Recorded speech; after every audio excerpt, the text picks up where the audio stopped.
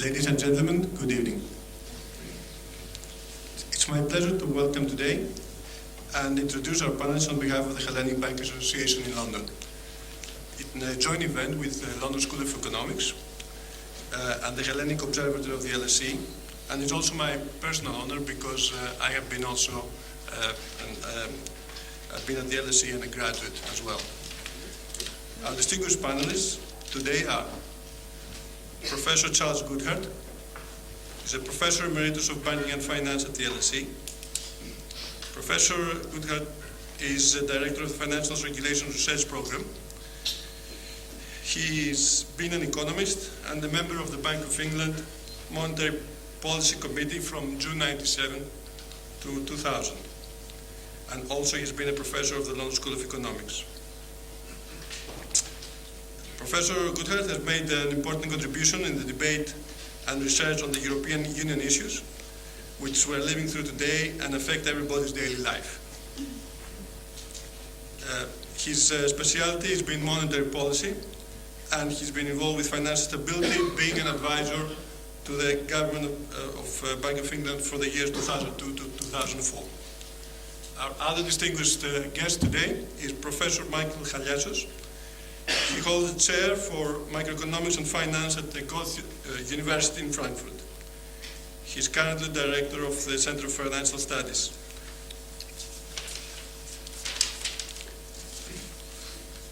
Professor Haliassos received a BA from Cambridge University and a PhD in economics from Yale University in 1987. He has spent some time at the University of Cyprus as well, and such as the Cypriot experience that we're going through at the moment is topical in today's Cyprus events. Mr. Haliassos' research interests lie in macroeconomics and finance, with emphasis on household finance. On this event, he is an advisor to the ECB, and he's specifically on a household finance survey at the moment. Last but not least, obviously, is Daniel Gros. He's a director of the Center of European Policy Studies, which is a European think tank from the mid-1980s. His current research primarily focuses on EU economic policy, specifically on the impact of the euro on capital and labour markets, as well as on the international role of the euro, especially in Central and Eastern Europe. Professor Gros was born and raised in Germany. He attended the University of Rome and received a laurea in Economy and Commercio. He also has received a PhD in economics from the University of Chicago. Previously, he has worked for the International Monetary Fund and served as economic advisor to the European Commission from 1988 to 1990, and has served also as an advisor to the European Parliament. Would like also to introduce Mr. Professor Kevin Featherstone. He's a moderator with whom for many years has nurtured the Hellenic Observatory. He spent this autumn term as a visiting professor at Harvard University, and we're happy to see him back. Thank you very much. Thank you. So, for the format for the debates, I'm going to invite each of our distinguished speakers to speak for perhaps a maximum of 15 minutes, if that's okay. And then there should be plenty of time for discussion. And we're going to go in the order of the original program. So I'm going to invite Charles Goodhart to begin. Now I noticed, Charles, that I believe you were on the Wolfson Prize Committee, a committee established to give a prize to the person who came up with the best strategy for how to exit the euro. Strangely topical, one would think, this evening. Charles, would you like to begin our discussion?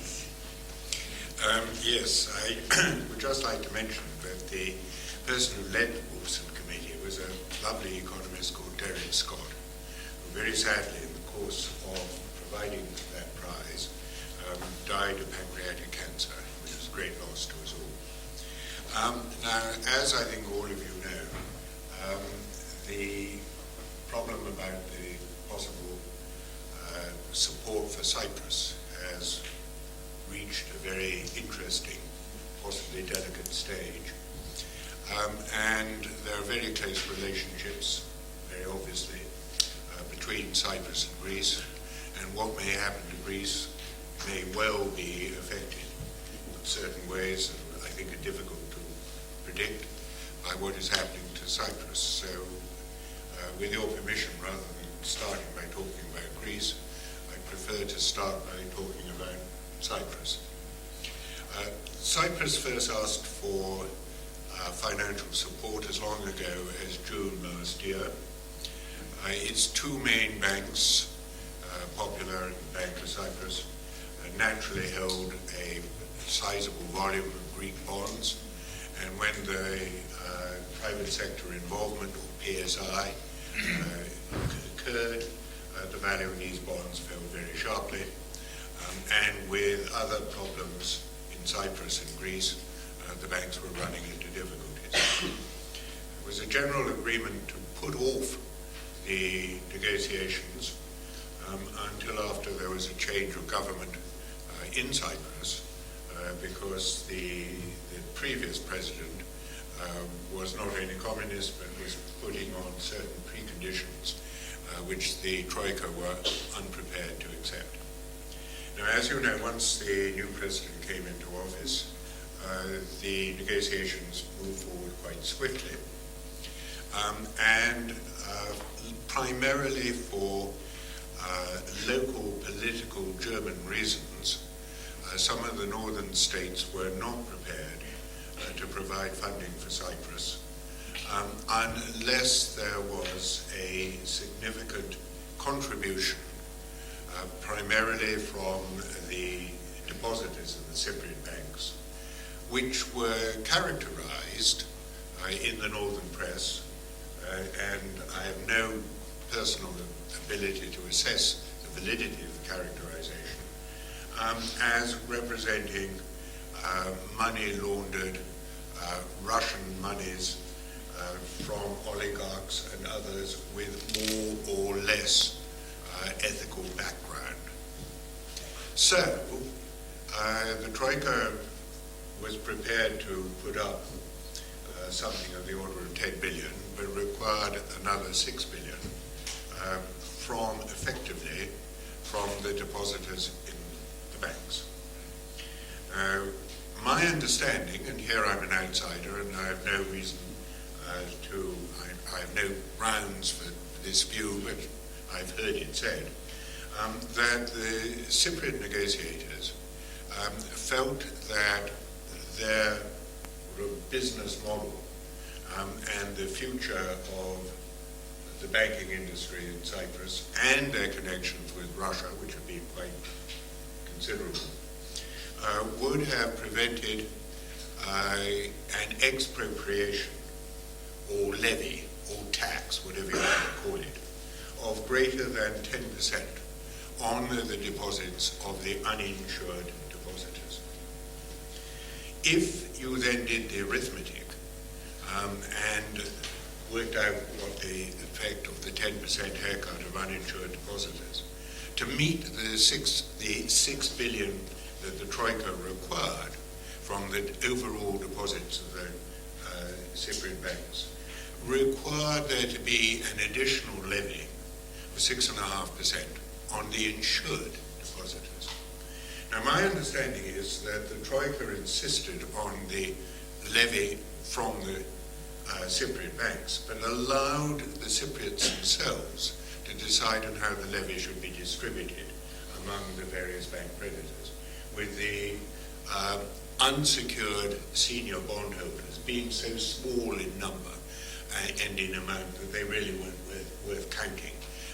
And since it had been said that there were great dangers in bailing in the senior bondholders in the Irish and other cases, that it wasn't worth the tiny amount that would be raised from them. Well, anyhow, you saw what then happened when it was announced that there was to be the levy 6.5%, even on the insured depositors. It effectively made it perfectly clear that the deposit insurance, which was generally thought to be a key element in maintaining the single financial market within Europe, within the Eurozone, that your deposit was as safe whether if it was insured, whether you held it in Portugal or Finland, that this was now put at jeopardy. And there was an immediate sort of backwash. We shouldn't have done that. We shouldn't have allowed that. Whoever was responsible for trying to do it. So that the initial terms of the bailout are now subject to very considerable reconsideration. It's very unlikely, in my view, that the Troika will agree to ease the overall terms by putting up more European money. Now, they would therefore want more money from Cyprus. The question is, how is Cyprus going to get it if they are not going to have a haircut on the uninsured depositors? What happened then, or is happening now, is that the Minister of Finance, Michael Saris, who, my recollection, and I'm getting rather old, was that he was actually one of my students at LSE back in when I was here first in 1965, 1968. As I recall, he was a very good student. And anyhow, he had gone over to Russia. Now, the interesting issue here is that the amount of money needed effectively to deal with the Cyprus situation is in terms of a large country, and Russia is a large country with very large foreign exchange reserves, is minimal. The Russians could easily, effectively bail out the whole of Cyprus. Even if the ECB took its money out, they could simply put the money back in again. And as some of you may have already heard, there is an as yet unconfirmed statement or rumor published on Bloomberg's earlier this afternoon that Russian private investors are prepared to buy and presumably recapitalize Laiki or the Popular Bank. And there are other things that Russia could do as well. Russia could give Cyprus a loan of whatever size Cyprus needs, which could be hypothecated or collateralized against the future revenues from the oil, gas, shale, large deposits which are believed to be off Cyprus, which the Cypriots, in fact, would actually, in some ways, welcome. Because the extraction of this oil and gas from this shale field is being hindered by Turkey, which is saying you're not going to do anything until we have made an agreement. And the Turks have the power to do that. But if the Russians come in on behalf of the Cypriots, and the actual exploration vessels and the drilling platforms are Russian, the likelihood of the Turks being prepared to up the level of diplomatic aggro to actually start, if you like, firing on a Russian vessel would be quite difficult to imagine. So that there are lots of ways in which Russia, if it wanted to, effectively could bail out Cyprus and make Cyprus into something much closer to a vassal state.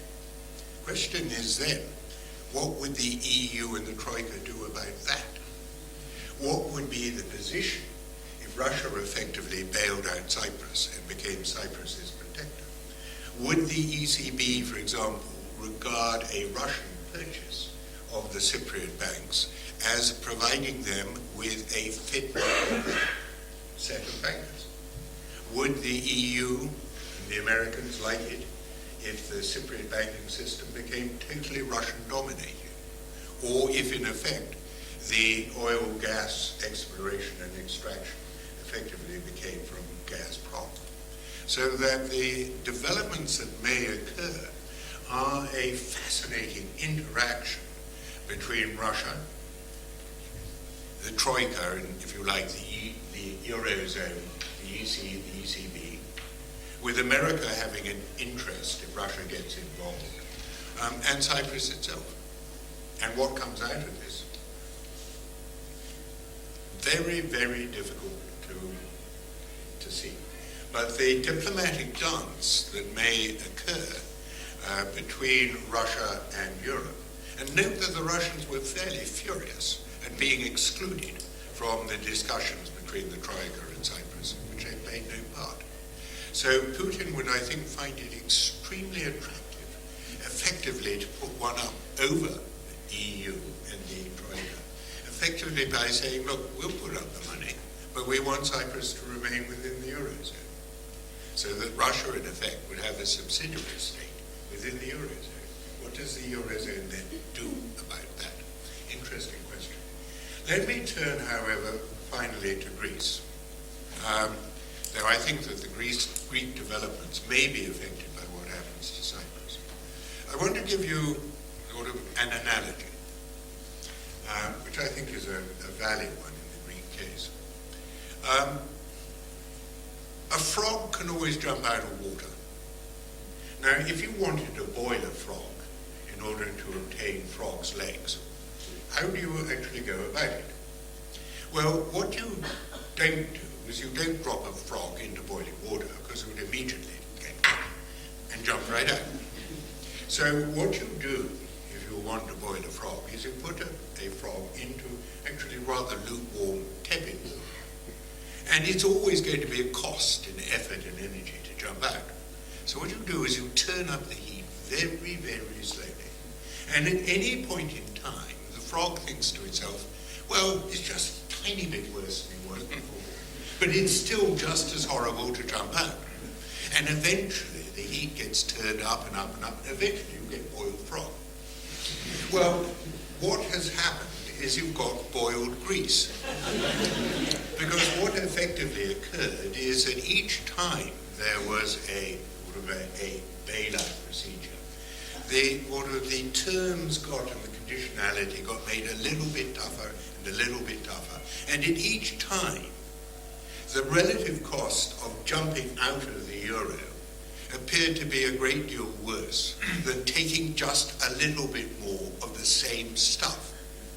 But had you realized in sort of May 2010 that the implication of going down the austerity line would be 25% and rising unemployment, 50% and rising youth unemployment, and a cut in incomes and output of greater than, I think, virtually any country suffered in the 1929-1933 depression, would you have actually been prepared to go down that route? And I think the answer was that you were like the frog. You were kept on, or rather the Greeks were like the frog. They kept on thinking, a little bit more. And again, one of the problems here is that whenever these things are suggested, the austerity will do you good, the people who set them up and the politicians who agree to them actually believe, and they have to believe, you can't do this thing unless you have belief in it. They believe that it will be the last, but it never has been, and it's unlikely to be. So, but we still have the problem that either you're going to jump out of the euro, which would be absolutely horrible and would require default, or you stay in and stay on with the conditionality and austerity, which will just grind the face of the Greek economy and the Greek people further and further down. And what's more, the situation has actually worsened in many ways. In some part, because of what has happened to the banking system. For example, the banks are effectively held up by injections of funds through T2 and the ECB, so that the Greek banking system is effectively entirely dependent on the ECB. That means that certain measures which might have been taken at the outset, for example, the kind of dual currency regime that Dimitris Somakos and I had actually suggested in the spring of 2010, are effectively, I think, beyond possibility now, because the ECB wouldn't like it. And the ECB is now effectively in a position to veto virtually anything. The only alternative is, if you want to get out of the grips of the ECB, is effectively to leave the Eurozone and recapitalize the Greek banking system by effectively putting in Greek bonds into the banking system. There are one or two of the constraints on the Greek decision-making which are a bit eased, because until very recently you did not have a primary surplus, and that meant you would have had to cut immediately, quite severely more, if you left the euro, because no one would have lent you. Now you are approaching, or Greece is approaching primary surplus, and therefore is in a position where it could actually take or jump out of the hot water, the boiling pot, with possibly slightly less implications. Now, it's a very nasty decision, and one can see why Greece has behaved like my frog in boiling water. To leave the euro would be absolutely horrible in many ways, and it would lead to default both of the government and of the much of the private sector. And to do that, consciously to advocate that, is probably something that is almost still politically impossible in Greece. On the other hand, if you stay where you are, you will die like my frog. You will get boiled. You're a long way down towards being boiled. And it is an extraordinarily uncomfortable situation. And I wouldn't like to be in a position to have to take the choice between jumping out of the boiling water, possibly into an extraordinarily hot frying pan for a time, or staying where I am and getting boiled. Like the Irishman said, I wouldn't have started from here, but that's where we are. I wish it were not so. Thank you, Charles, very much for getting us off to such a positive, optimistic note. Clearly, we have a number of things to discuss. Charles has mentioned about the historical exceptionalism of the Greek debt and the size of the recession. Our next speaker, Daniel, wrote an interesting op-ed in the Financial Times in December, which was before the latest bailout was negotiated. And the headline was that Greece does not need debt forgiveness. Please speak to this audience. Thanks. Give me a second after. Okay. I should improvise whilst he goes to the lecture. I think, good afternoon and nice to be here. While Charles was speaking, I thought this gives a perfect, no, touch the wrong button. F5. Gives a perfect starting point for my own presentation, which is to say that actually the fiscal adjustment is not the key issue, and the fiscal adjustment was not the reason why you had this huge recession in Greece. What was much more important was the extraordinarily bad export performance, and the key issue for Greece is not so much the public debt, but the foreign debt. You can introduce a new currency and devalue it to death. Foreign debt doesn't change. And if you think, okay, devaluation and default of foreign debt is the same thing, then I would say you just default on your foreign debt. No need to have the new currency. That doesn't really change anything on top of that. And then I want to ask myself, is it really unacceptable what Greece had to endure? Right? Is there really boiled to death? And then I ask myself now, why is that actually happening in Greece? And I hope to do that all 15 minutes. Okay, so external adjustment. I think that's the key. What Greece had were huge current account deficits, which means capital inflows, and there's a sudden stop. Greece is not the first country to have that. Many countries have that. And what happens then is usually you have to stop importing, because exporting takes more time, and that's how your economy goes down. Actually, in the case of Greece, the sudden stop was much delayed because of the ECB financing available. So Greece was actually much better off than the Baltic countries, for example, which had to adjust within 18 months. Right? So they could have been jumped out of the water. They didn't. They had fixed exchange rates, so they were economically in the same situation as they had been in the Eurozone, minus liquidity support from the ECB.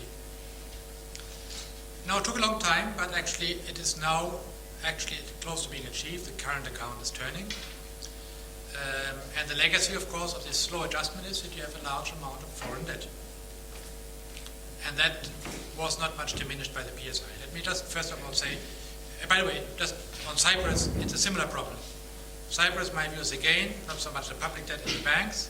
The key thing is this integral which you see here under the current account, which is, I think, about 80-90% of today's GDP, probably 100% of tomorrow's GDP, and which is the foreign debt of the country, which somehow has to be served, whether it's owed by the government or by the banks, doesn't really matter.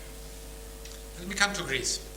So this is what happened. You had huge capital inflows or current account deficits, and the accumulated foreign debt this way was worth about 340 billion euros, which is more than the annual GDP of the country. That's the crux of the problem.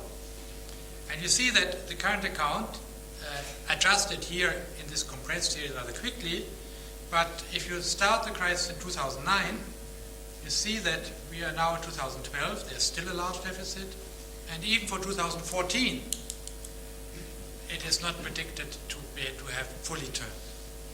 Direction is right, but the path is not quick, it's very small.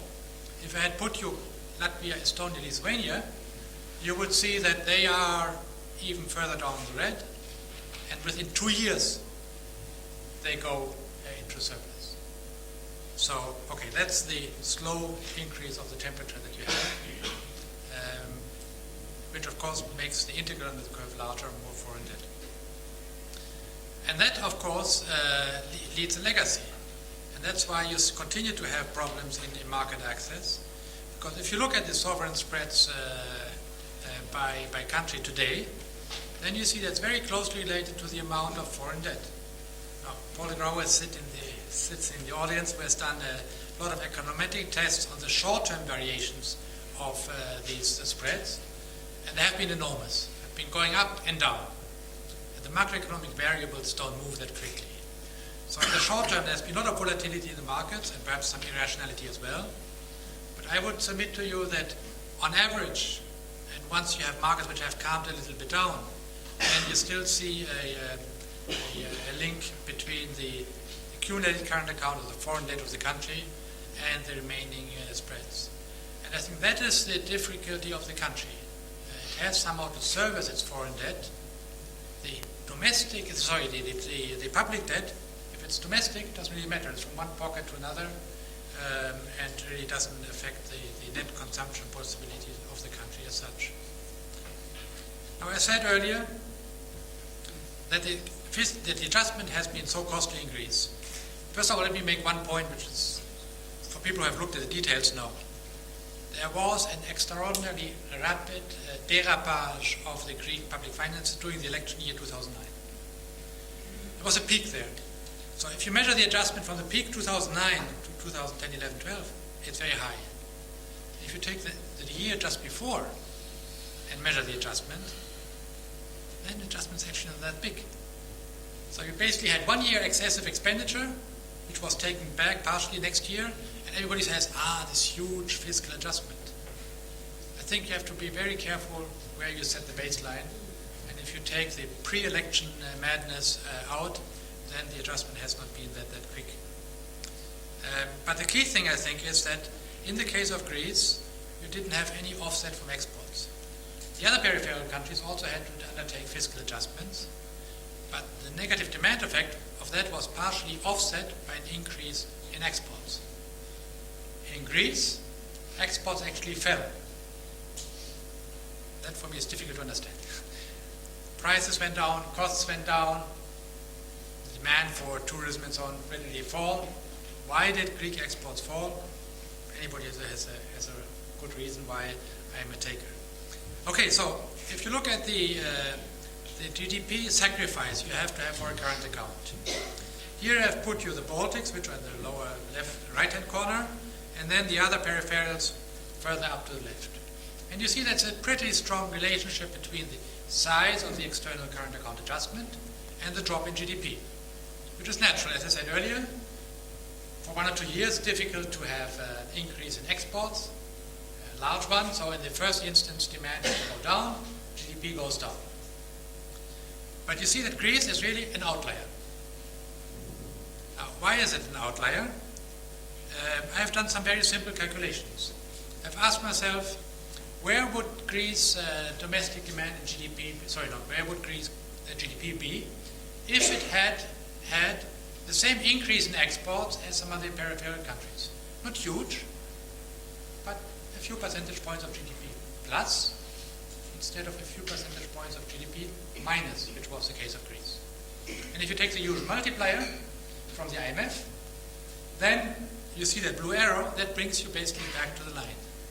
So the key reason why the situation is so bad in Greece is, in my view, not so much because of the fiscal adjustment was so bad, but because the exports just refused to grow. Actually, they fell. That's the key problem why the recession has been so strong, and not the severity of the austerity and the slow tightening of the screws. It has domestic reasons. It's very often said the domestic adjustment is not acceptable. This is recession. This is depression style 1930s. So I do a very simple exercise. I look at the Greek consumption path, real consumption per capita, and I put it relative to Germany, where I put 2000. What you see is actually that Greek consumption has increased by much more than that in Germany, and that it will reach German levels again in about 2012-13. So relative to 10 to 12 years ago, in Greece, consumption is now at the same level as in Germany. So you put Germany and Greece side by side, in terms of consumption flow today, they're in about the same relative position.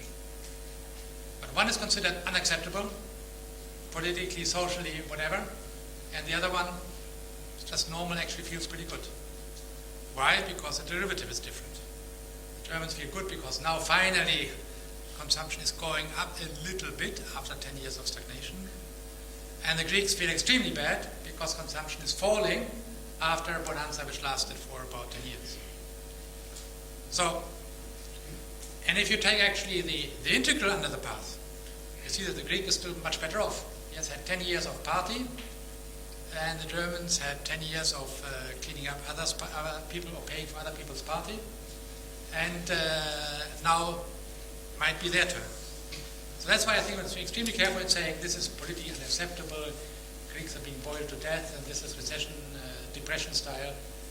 It is just basically the country overconsumed for 10 years, and now, the previous consumption level is not sustainable, so you have to ratchet it down. Secondly, if you want to pay for your debt, you have to go even lower. Like a family which took out lots of consumption credit to sustain a high standard of living. First, the credit is being cut, so that already takes down what they can spend every month.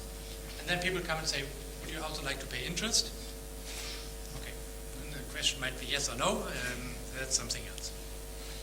And as I said, for Cyprus, you see a very similar development on the way up. And on the way down, I think these forecasts are much too optimistic. It will probably be Greek style.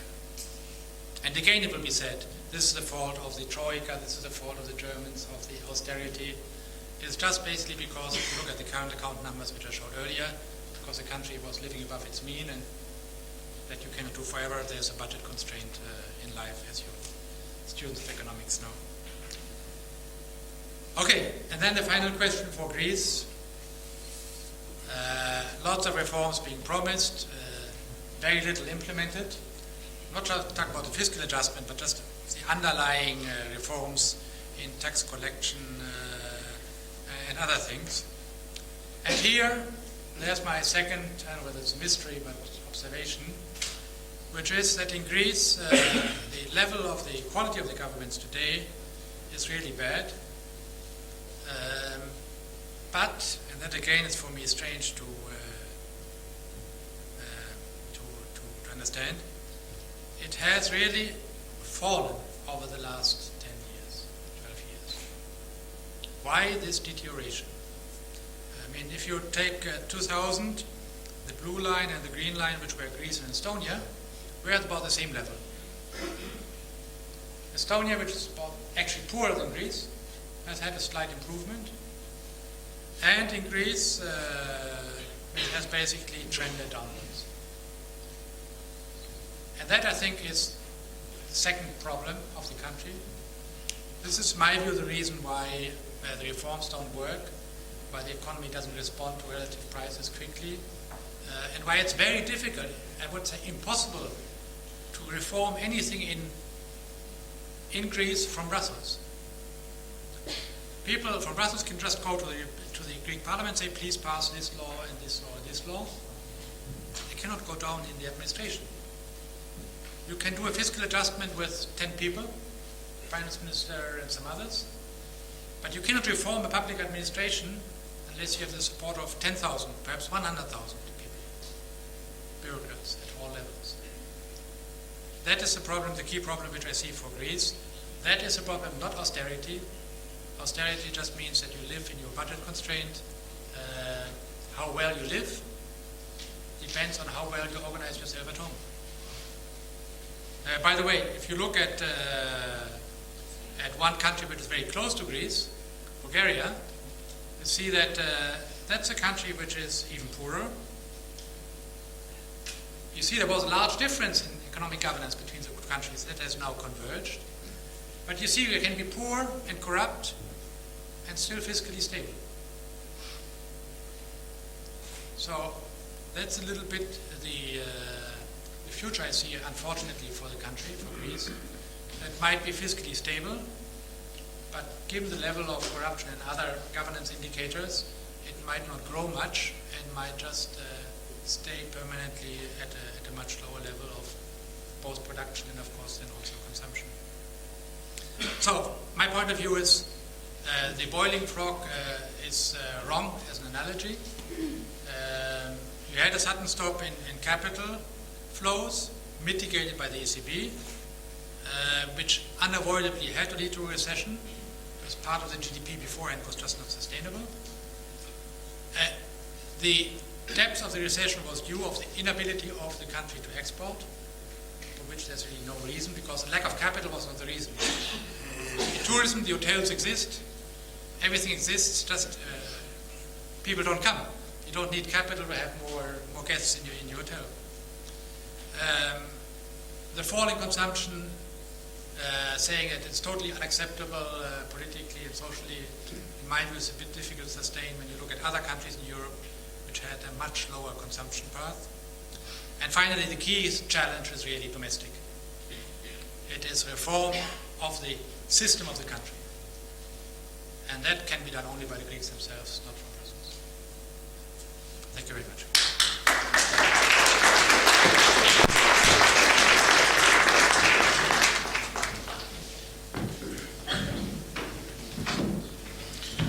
Well, I was hoping our speakers would disagree with each other, and I think they're fulfilling that task wonderfully well so far. There's absolutely no pressure, Mikhaili. It's simply that we have two cogent cases that Greece is boiled in the water and it's something unpleasant out of the water. And in any event, Greece is so beset by governance problems it can't get out. No pressure. Over to you. Okay, it's well, first of all, thanks very much for the invitation. It's a pleasure and an honor to be here. We have quite a few things that we agree on, actually surprisingly many things that we agree on, although I will try to give maybe a little bit of a different shade. But maybe I get to answer the puzzle of Daniel, how come exports fell and how come the country cannot get out of its current account deficits, etc. And I'm not going to start with a frog, but I am going to start with a parable. So let's see how we do. So I thought, I would summarize my view of what's going on by alluding to a family. So suppose that you have a poorer cousin who has mishandled opportunities, gotten into a lot of debt. You have lent to him, but he cannot repay you, and he has borrowed from others, and he cannot repay others. He has potential, but he cannot get his act together, he comes to you and he says, I can't pay back my loans, help me. So what do you do? So option number one is you forgive him. You give him all the liquidity he needs, in other words, all the money. You stand ready to give him more in the future because he's family. Okay? And, I don't know how silly this sounds, but I'm amazed at how much I read things like this and I hear things like this, even within Greece in the political dialogue, but sometimes also outside.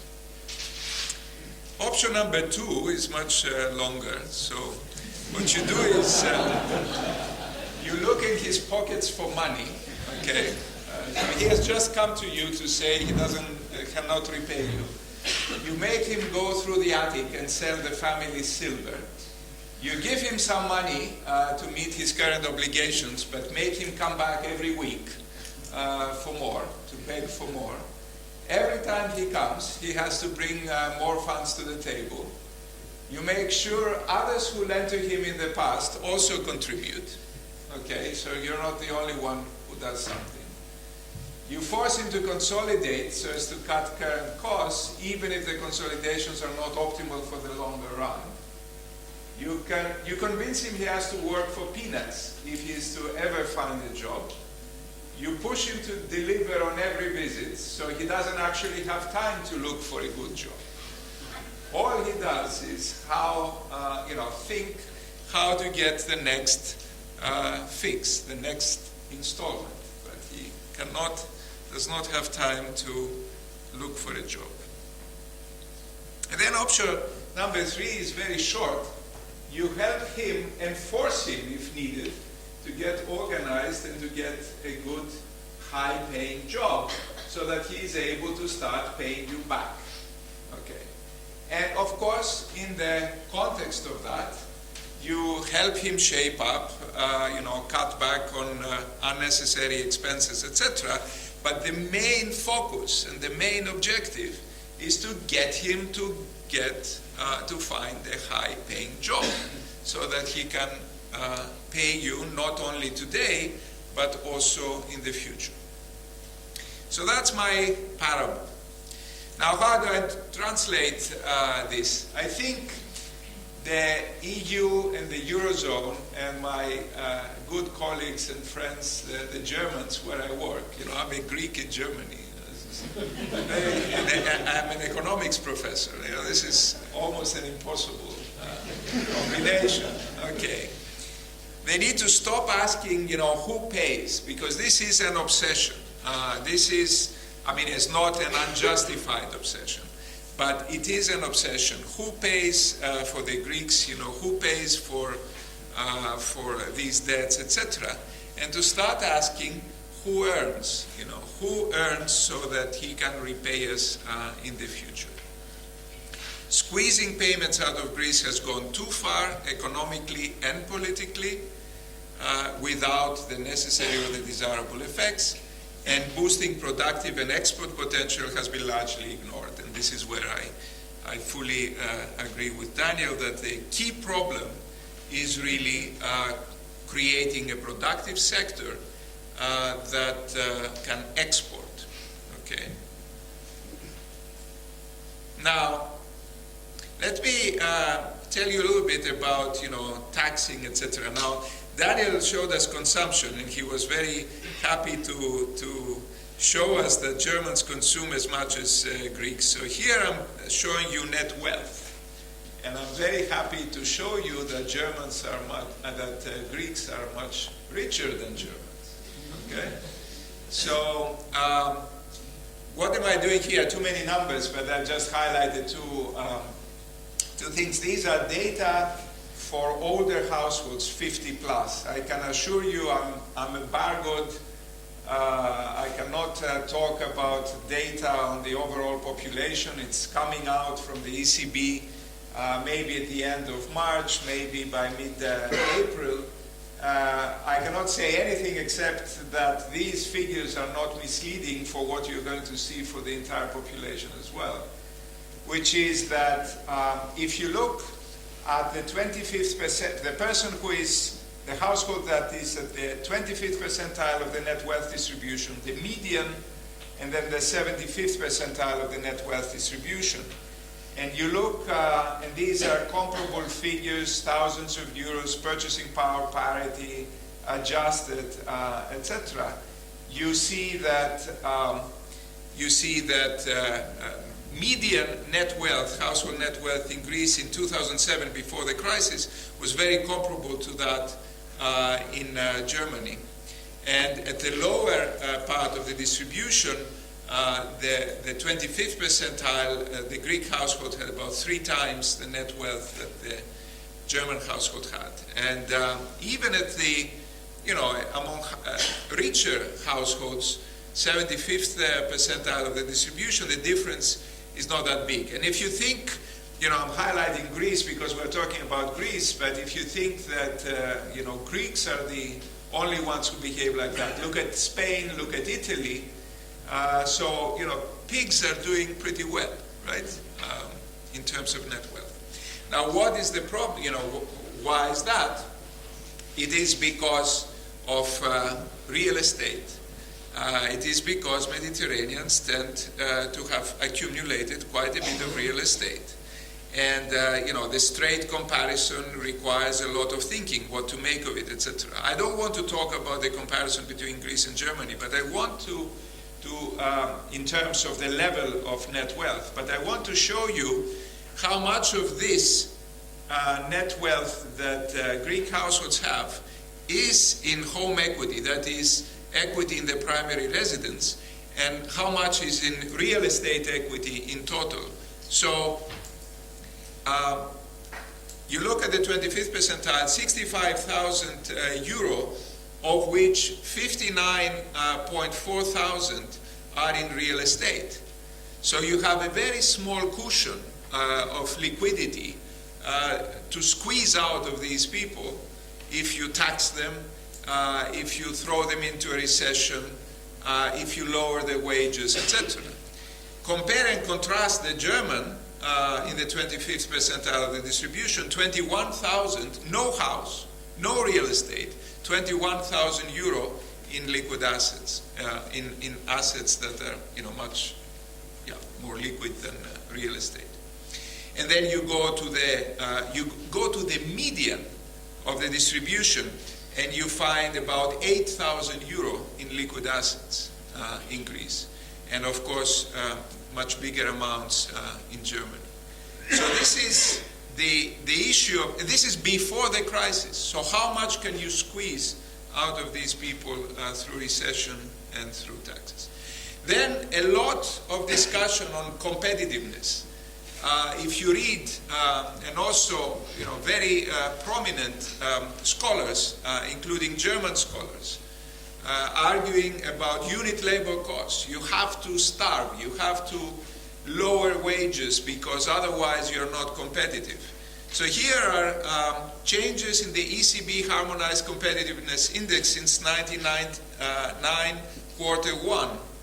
And you look at all the Eurozone countries, and I'm afraid they are too small, but there are only 3 countries that improved their competitiveness in terms since 99, Q1. And the first one is Germany, and the second one is Greece, and the third one is Austria. And all the rest have deteriorated in terms of this competitiveness index.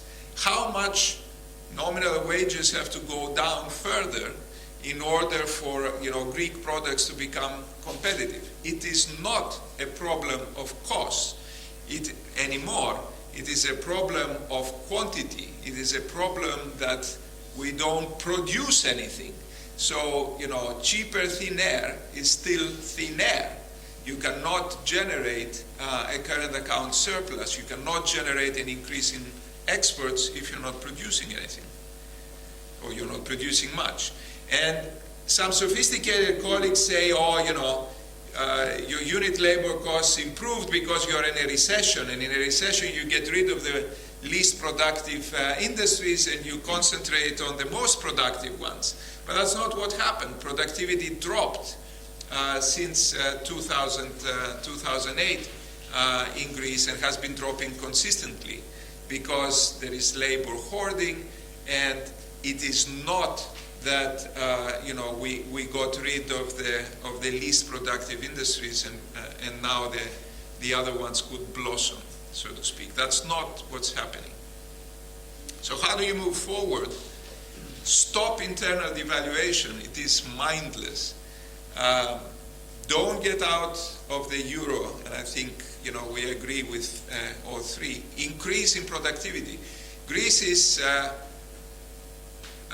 the first in Europe in terms of number of hours worked, and the 20th in terms of productivity. Maybe you say too many coffee breaks. People are at work and they get too many coffee breaks. But it's not just coffee breaks. It is also, inability to get organized, management, but it is also the time you have to spend to deal with a state which is inefficient and corrupt. Okay? So these things are, the real culprits and the real margins where you can have quite a bit of improvement, as opposed to trying to cut costs and completely demoralize people and get so many young people to leave the country now. It's not a matter of the level of consumption, it's a matter of prospects, and it's a matter of unemployment rates among the young, which come close to 60%. So, in those circumstances, you decide to leave, and you decide to go to Germany, actually. I hear a lot of Greek around me now in the university because many young people have left. And for the productive base, for the export base, you need reforms to promote ease of starting and doing business and to fight corruption. And here is where I fully agree with Daniel, and I would elaborate. So we want an efficient, smaller public sector, not for the sake of saving money. Okay, that's good too, but for the sake of helping industry develop, helping generate an efficient and export-oriented productive sector. Now, there was the question, and it was a very good question, how come exports don't go up, how come you don't produce? There's a whole history, political history in Greece since 1981, and the big story was not the deficit since 1981. It was an expansion of the public sector, a sort of trading of jobs, public sector jobs for votes that kept going on, right? An exchange of that form. And a gradual growth of allocations of funds, of public funds, including EU funds, to party supporters. So if you start building, your government and your party base on that basis of using funds in order to favor the people who support you and to get votes, then gradually what happens is the private sector, not only do you build a huge public sector, but the private sector itself figures out that if they are going to be able to engage in this exchange, they have to get into sectors and into branches of activity where you can subsidize them. So they got into public works. So the private sector, there were private sector companies doing public works, and they were getting, contracts from the governments in exchange for support, for party support. So all the other productive sectors shrunk because the money was not there. The money was more in the areas where you could benefit from public funds. So we have a very tiny productive sector. We need to rebuild or build the productive sector, and we have to have now the state supporting that growth. Competition, education, university education. If you go anywhere around the world, you find in any university, including, of course, the LSE, you find Greek professors. I mean, we are everywhere. except for Greece. Right? It is amazing. Why don't we want to go back there? What's going on? What is our problem that we cannot establish a very productive and a very high quality university system in Greece to attract also foreign students, to export, if you like the UK has been doing so successfully. So why don't, what are the problems? I'm going to come to corruption. Here is ease of doing business. 2012 rank, 2013 rank, a little bit of an improvement, but look, we are still 78th in the world in terms of ease of doing business. And then, I'm talking about starting a business and building a productive sector. Where are we there? 140th in the world in 2012, 146th in 2013, okay? And if you look at the last line, paid-in minimum capital, percentage of income per capita, it's 25% in Greece and it's 13% in the OECD. It is very difficult to start a business and it's very costly to start a business as a percentage of income per capita. And then you have corruption. Corruption in 2008, Greece was 57th in this Transparency International ranking. Where are we in 2013? 94th, okay? What other countries, who are our partners? Colombia, Djibouti, India, Moldova, Mongolia, Senegal. Is this where, the group of countries where you would normally put Greece? Now, what has happened? Have people become more corrupt? No. The world has become more aware of our corruption. Corruption has been constant, but we have convinced everybody we are corrupt. Okay? So that's the problem, right? But then you say, how are we going to get foreign investors to set up businesses and to create a productive sector? Yes, I need to. Indicators for the justice system, 800 days to enforce a contract. The OECD average is 500 days. What can Greeks do? Is it only tourism? No, I'm not going to go through the list. It's a long list, right? It's a long list, but you have to support, you have to really enable entrepreneurs to function and to set up industry. And finally, are there committed entrepreneurs in Greece, right? Under all of these conditions. Look at this guy. So who is this guy? I mean, I don't know if you've been to Athens, but there are these kiosks in Athens, very small things where, you can buy all of these little things. So he owns a kiosk in Syntagma Square where all the demonstrations take place, right? And there's all the tear gas, right? So what would a normal person do? Probably shut it down and move somewhere else. But he bought a gas mask. Okay? So that's the kind of spirit, that we are talking about. It exists, but it needs to be fostered. Okay.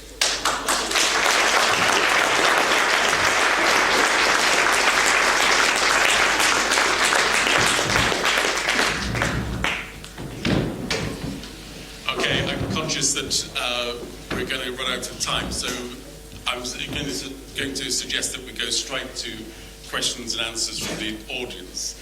And with your permission, I'm going to take 3 at a time. I would like to, Paul, if you could wait for the microphone coming to you. I said Paul de Grauw first. But... Okay, good. My question is, could you introduce mandatory... I'm not sure the microphone is with you. Could you introduce mandatory retirement in Greece to enable youth employment to go up? And also, how about global taxation, since so many people who are doing well are living abroad? Okay. Can we... What was the second one? Global taxation. Global taxation. Thank you very much. I would like to make 2 points to Daniel. We are good friends, but we couldn't disagree more. Let me first say a few things about your measure of the cost of recession, which is in the tradition of macroeconomics. How do you measure the cost of recession? Well, it's the decline of consumption. Right? That's the only variable that appears in these utility functions. In fact, you have labor in these utility functions, but labor has this utility. Therefore, if you go on taking leisure, your utility increases. So unemployment is just an exercise in taking leisure. So it seems to me that this is a very incomplete way to look at the cost of a recession in Greece. And if you had taken or shown the unemployment rates in Greece and in Germany, right, the same graph, you probably would have seen something different, right? And also a different perception of what the cost of a recession can be. And then I'm saying that when unemployment shoots up like it does in these countries, that creates risks and costs that are not in these mainstream models, right? It shakes societies, it destabilizes these societies. It's not in our macroeconomic models. And I think you are a little too cavalier in the way you treat the cost of a recession in Greece. And then to say that this has nothing to do with austerity seems to me to be one bridge too far. A second point I want to make has to do with the story you tell about the Greeks that have overspent, they're also corrupt, they have lived beyond their means, and therefore austerity is inevitable. They have to go through this, right? Inevitable if you have overspent, which of course is true. But your story is only half of the total picture. And that is that if there have been reckless debtors, and they're all in the southern countries, including Ireland, if I may add Ireland to southern Europe, if there are reckless debtors, there must be reckless creditors. Right? They are in the north of Europe. They are in Germany, in the Netherlands, and others. Right? They have made similar mistakes. Right? And now we are being told, well, it's those who are the debtors that have to adjust, and the creditors, since they have been virtuous, should not accept adjustment to make life easier for the system as a whole. And then I'm saying you are telling only half of the story that is necessary here to deal with the problem. And in doing so, you reinforce what we observe today in Europe, that is that by pushing all the adjustment on the debtors, because they have been reckless, as we all know, and therefore they have to go through austerity, and others that have been equally reckless do not have to do much adjustment, then you create an environment that is now leading us into a new recession. And I would want to ask you to take a more balanced approach. Thank you. Perhaps one more.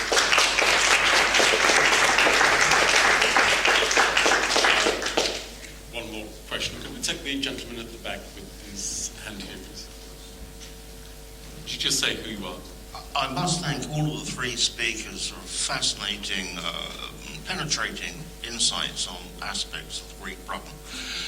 One of the things that fascinates me about the Greek situation, which I don't know the answer to, is this.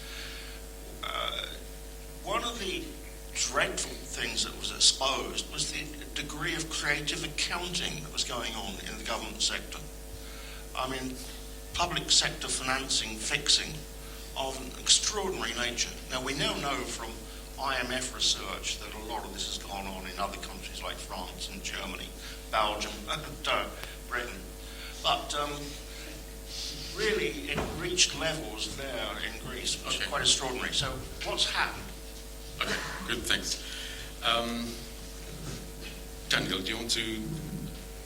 No, sorry. Shall we ask Charles to comment on the points which have been raised, in particular about the sense of the magnitude of the recession and how we should understand that in the Greek case? Well, I was actually going to start with mandatory retirement.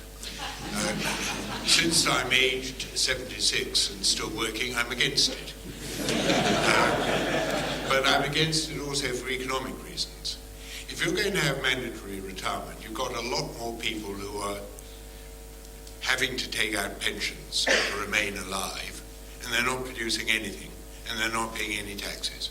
So they're actually much more of a burden on the state if they are forced into retirement than if they're going on working like myself.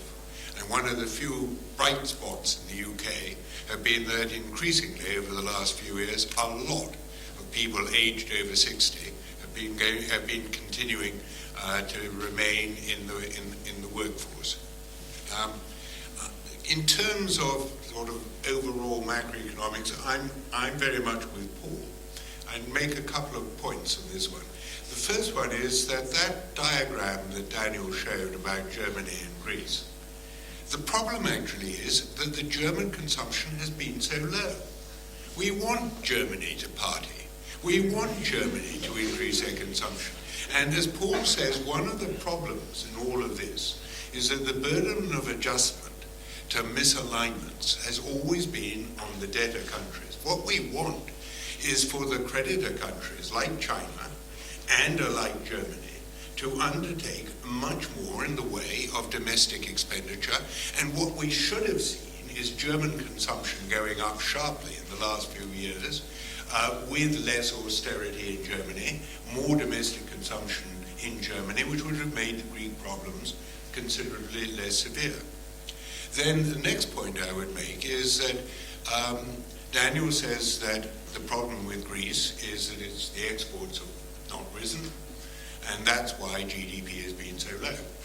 Now, if you were listening to the Chancellor of the Exchequer this afternoon, you would have heard him say, word for word, exactly the same thing. The reason why the UK is growing so slowly is because exports have been growing so slowly. Why have exports been growing so slowly? Because we export mostly to the EU, and the EU has austerity everywhere. It is actually very, or quite easy to adjust your public sector position through austerity if you are the only country undertaking austerity and everyone around you is growing quite fast. It actually, quite often, is beneficial under those circumstances. Canada did it, Denmark did it. The problem is not just austerity in Greece, it's austerity in Italy, it's austerity everywhere. And if you get austerity everywhere, then inevitably your exports won't grow because the country you're trying to export will be also subject to austerity. So saying it's not austerity simply because the exports haven't grown simply disregards the fact that a common austerity program over the whole of the EU is in fact self-defeating. Thanks. Daniel. Okay, let me start with the last point. Sounds nice in theory. In practice, what happens? I said all the other countries under pressure had actually increased their exports. How come Spain can increase its exports when Greece cannot? Spain exports to the same markets. Portugal, Italy, the Baltic countries. They all have quite dynamic exports.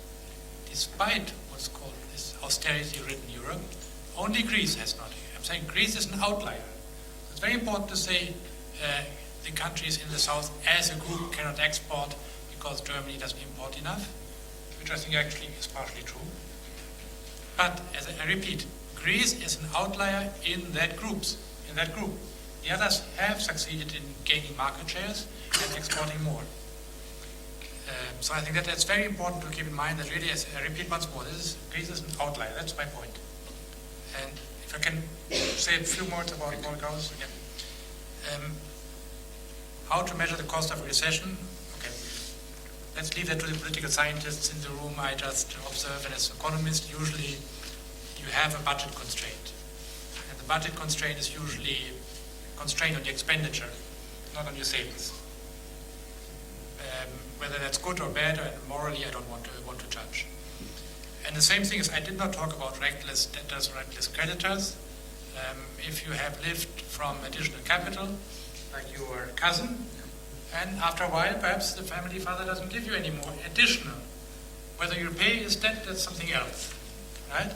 So, of course, it would be nice if Germany were to import more and consume more. I'm not against it. Everything that can be done, but as you know, you can cut people with the access to credit, therefore they spend less. You can give them more money.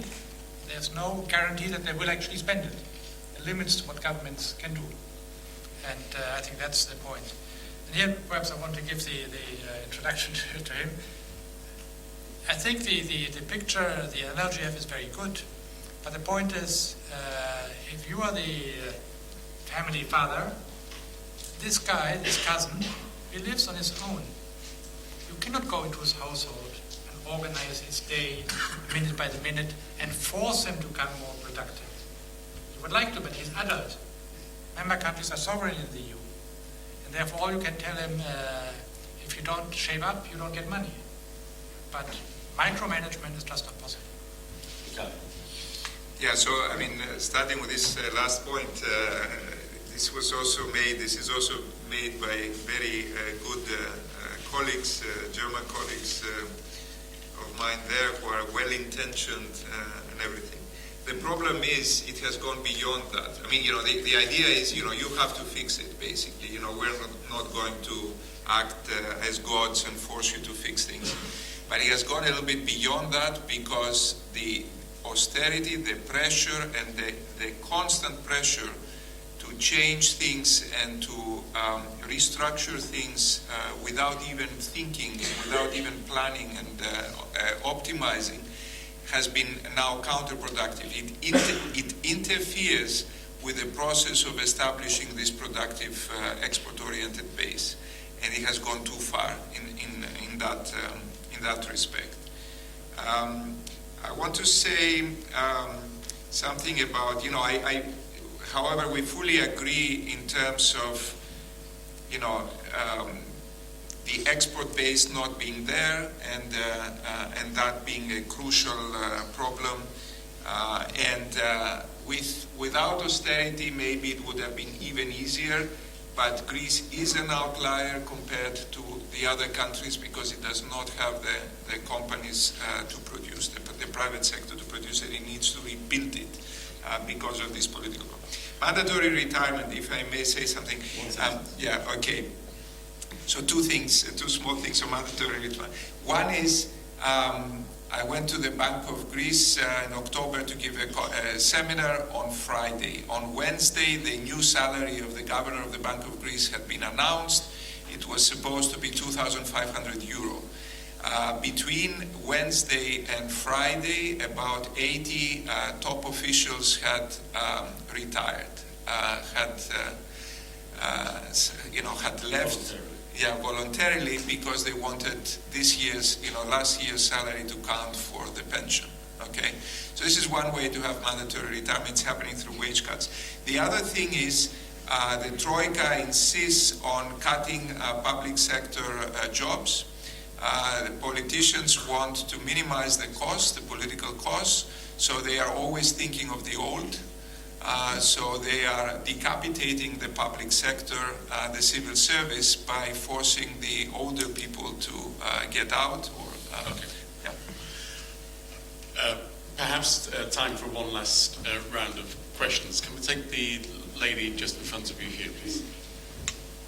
Hello, thank you very much for your speeches and comments. My name is Emeritus. I'm a PhD student in the government department, and I have a question for Mr. Gros and the whole of the panel, which is a bit more a point of criticism perhaps for the whole of the economic discipline, because you said that you look at facts as an economist, but at the same time you call the situation in Greece not socially and politically unacceptable. But perhaps we've reached a point where economists, political scientists, and other sociologists should look at the whole picture.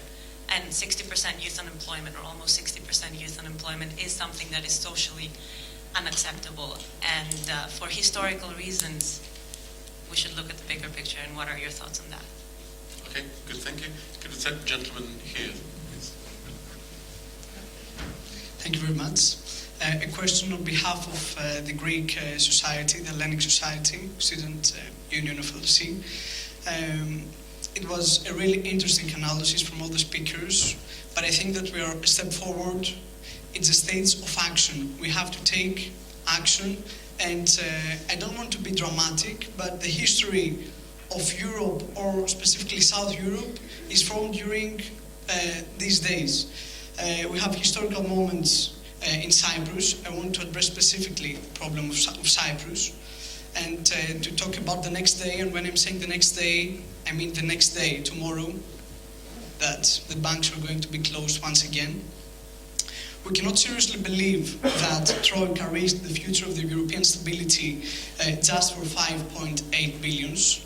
We cannot really believe that Troika decided to attack the holy coal of capitalism, which is the depositors, and put into risk again the stability of the whole banking system of Europe and produce a collapse of the European stock markets 2 days ago. Okay. Just for that. Could we just take this as a comment and then Okay. I'll just address the question. Of course, I have to say that as Greeks and Cypriots, we recognize that we have done many mistakes, not only as the politicians. Okay. Can you give us a one-sentence question, or can we move on? My sentence, my question is whether you think that we have a real assistance to Cyprus or a revengeful strategy against Cyprus, which leads to the devastation of the Cypriot banking system, and what is going to happen in 2 days from now, and how we are going to secure the idea of European stability. Okay, thanks. And you have the role to play as prestigious people. Thank you. Very generous. Okay, the colleague here, please. Thanks. Could you say a bit about how changes to the structure of the European Union might provide a long-term solution to this? I'm thinking about a shared fiscal policy, for instance, and whether that could actually be part of the long-term solution. Okay. Mikhail, you want to start? So, I think this is going to be the last round. Yeah. So revenge on Cyprus, etc. One thing that I have witnessed in Germany is a very, very consistent line of thinking from 2010 up to here, and that is an emphasis on moral hazard. It's not about Cyprus per se. No country should be taking it seriously. It is the emphasis of Germans in particular on the issue of moral hazard. If we do this for one country, then the other countries will also do it. This is not the only possible consideration. Obviously, we're killing the patient, with these treatments, but this is a very consistent, approach, and we should not misinterpret any sort of German action as an act of aggression against a particular country or a particular set of countries. Daniel. 2 points. Youth unemployment 60%. That's 60% of those who are looking for a job, which are only 30% of their generation. So out of 100 youth, 18 are unemployed. Big number, but it has to be seen in the context. You will say immediately, they're not looking for a job because they can't get one in the current recession. Not true. The percentage of the youth which has been looking for a job is approximately the same today as it was at the peak of the boom. So this is the problem, not so much the youth unemployment rate, which is completely overstating the problem, but the fact that already before the structure was such that many were not either studying or looking for a job. And then the question of European fiscal policy. Just imagine a European fiscal policy. We had one. First with the Greeks, and you say the number falsifying we can take care of. But then take Italy. What do you do if you decide a fiscal policy in Brussels? You have a new election in Italy, and the country says, the biggest party say, sorry, we think what you decided there is not good for our country. It kills our economy.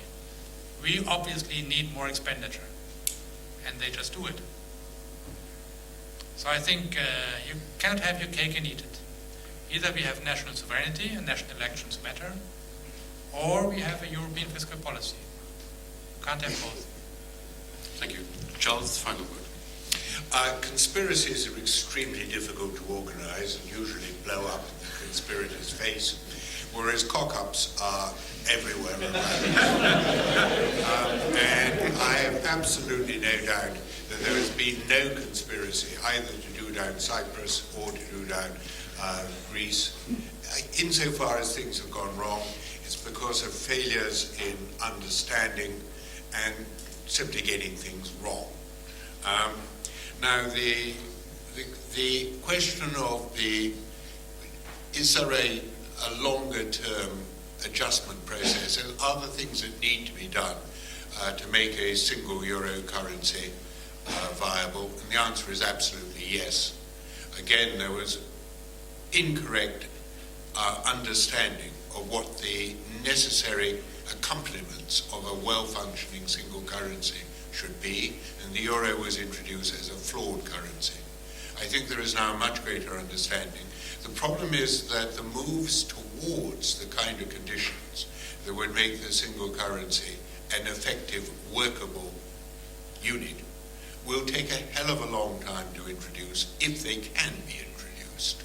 And the problem is that the difficulty is that the problems of Greece and Cyprus are here and now and today, whereas the mechanisms that will achieve a more effective single currency are probably 5, 10, 15 years away. So how do we get from over the problems of today into the better uplands of tomorrow? Okay, thank you. My task is to be the timekeeper, and I see that we're now very constrained.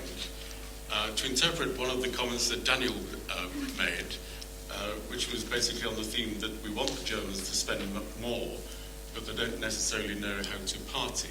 However, the Hellenic Observatory does know how to party. And I'm about to invite you to come to a reception, which will be in the old building, the main building of the school, in the atrium, and we'll be able to continue the discussion there. But on your behalf, I think we've all very much appreciated the high quality of the contributions. Thank you for your questions, but can you join me in thanking our speakers?